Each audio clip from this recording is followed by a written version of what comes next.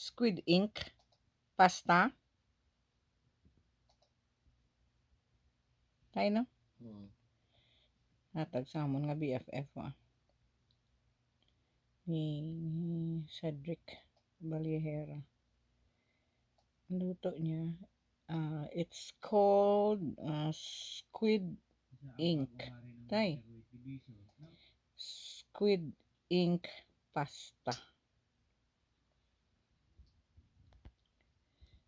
So, ginbutangan niya ni Balis ang cheese. Ano ni tayong babaw ya? Kay pasta mo no?